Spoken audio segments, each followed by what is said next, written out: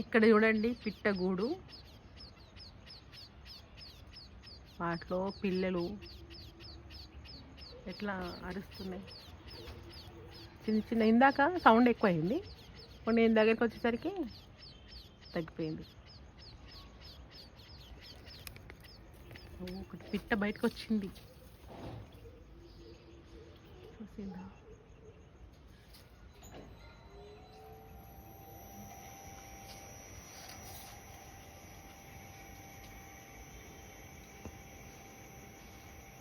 ఇది పిట్ట గూడు.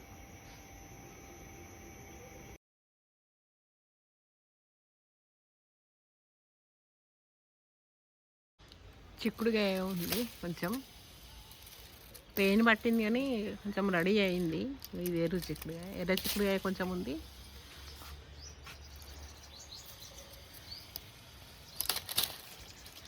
అయినది తెంపేసుకుంటే ఏంటంటే మళ్ళీ స్టార్ట్ అవుతుంది.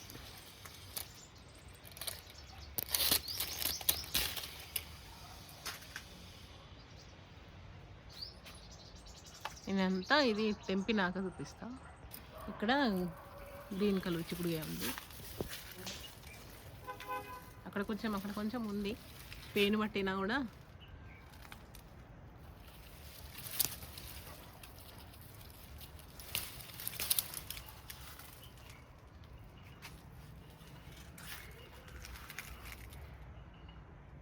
మళ్ళీ ఒకసారి స్ప్రే కొడితే కానీ ఇది చక్కగా కాదు. బూడిద చల్లిన కొంచెము అదేంది సోడా ఉన్ను మనం హ్యాండ్ వాష్ ఉంటుంది కదా, దాన్ని కొన్ని డ్రాప్స్ వేసి లిక్విడ్గా చేసి స్ప్రే చేసిన. ఎంతకు చాలా పట్టింది కదా, వదులుతలేదు అసలే.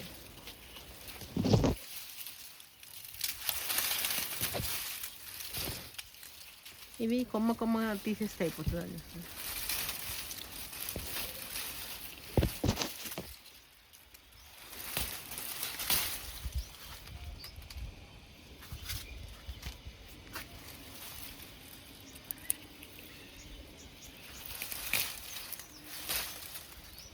ఇదంతా తీసేస్తానన్నా అసలు ఫ్రెష్ మళ్ళీ పూత వస్తే పెయిన్ పట్టకుండా చూసుకోవాలి. ఎక్కువైతే చేయడం ఇది వదలడం కష్టం పెయిన్.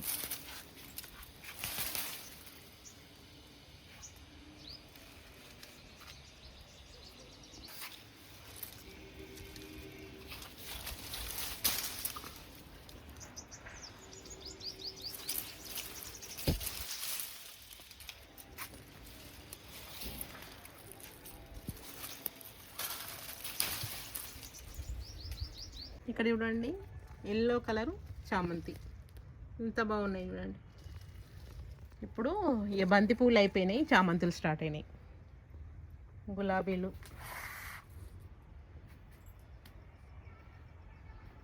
ఇక్కడ సపోటా చూడండి.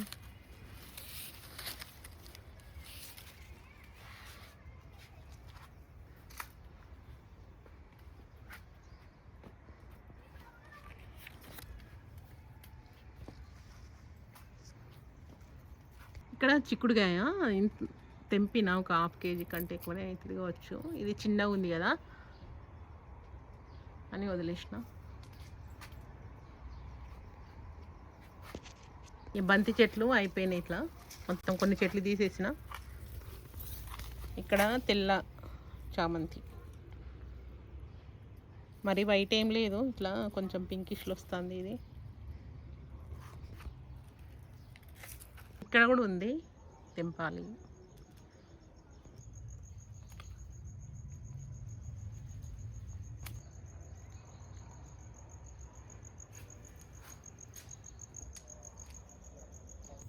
ఇక్కడ 2 వంకాయలు ఉన్నాయి. హలో అండి, నమస్తే, వెల్కమ్ టు సుధాస్ గార్డెన్. నేను అంతకుముందు ఒక క్వశ్చన్ అడిగిన కదా, ఏంటిదంటే ఒక ప్రదేశంలో ప్రదేశమా అక్కడ ఎప్పుడు సూర్యుడు ఉదయించే ఉంటాడు, సన్లైట్ ఎప్పుడు కనిపిస్తుంది అని. ఎక్కడ అని కదా ఆ క్వశ్చన్.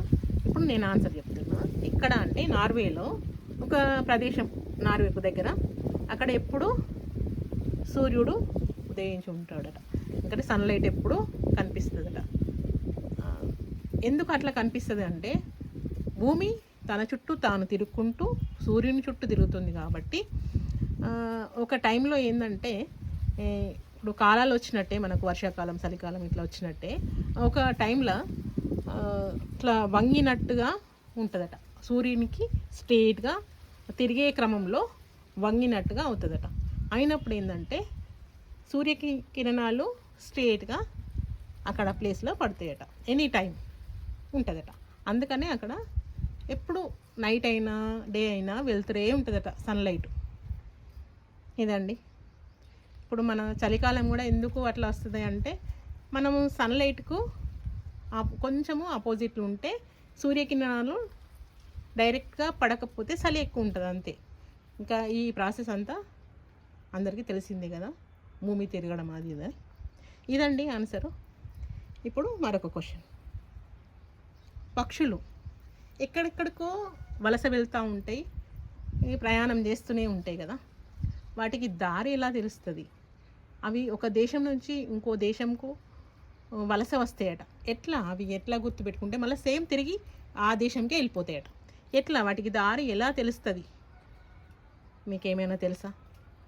తెలిస్తే కామెంట్లో పెట్టండి. తెలియకపోతే నేను మరొక వీడియోలో ఈ క్వశ్చన్కి నేను ఆన్సర్ చేస్తాను. నా వీడియో లైక్ చేయండి, షేర్ చేయండి, కామెంట్ చేయండి, సబ్స్క్రైబ్ చేసుకోండి. Thank you. ఇక్కడ చూడండి పొట్లకాయ. ఇంకొకటి ఇది ఇంకో ప్లేస్లో ఎంత పొడవు వచ్చింది చూడండి, చాలా పొడవు ఉంది కదా.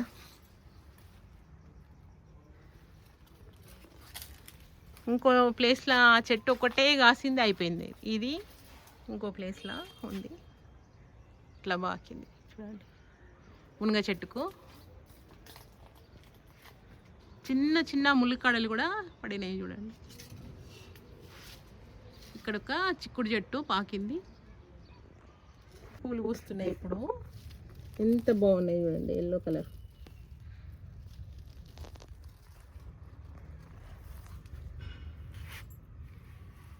గులాబీలు, చామంతులు, ఇక్కడ మందార.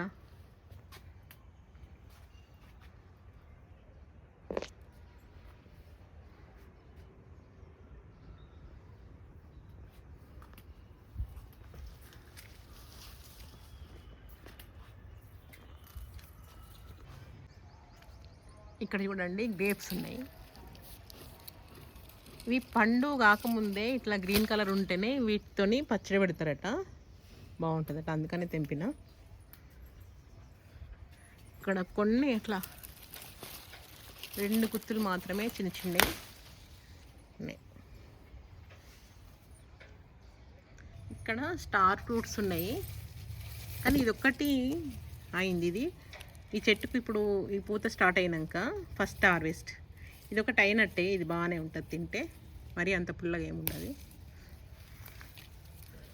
ఇది ఒక్కటి 2 హార్వెస్ట్ చేసుకున్నా. ఇంకా చిన్న చిన్న ఉన్నాయి.